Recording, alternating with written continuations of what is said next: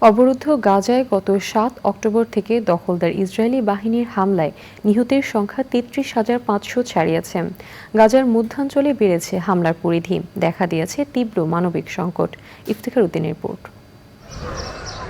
একদিকে চলছে গণহত্যা, অন্যদিকে তীব্র খাদ্য সংকট, চারদিকে ক্ষুধার্ত আহত শিশুর কান্না।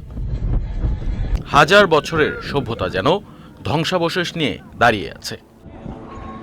গাজার স্বাস্থ্য মন্ত্রণালয় জানিয়েছে, সেখানে দখলদার ইসরায়েলি বাহিনীর হামলায় ঈদের দিনও নিহত হয়েছেন ৬৩ জন, আহত ৪৫। এদের মধ্যে নারী ও শিশুও রয়েছে। ঈদের আগের দিনেও ইসরায়েলি হামলায় নিহত হন ১২৪ জন বেসামরিক গাজাবাসী।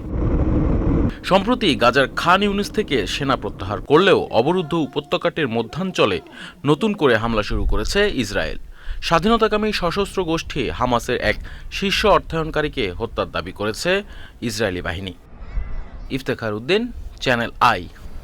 বিকাশে কম খরচে ক্যাশ আউটের লিমিট বেড়ে ৫০,০০০, প্রিয় এজেন্টও ২টা।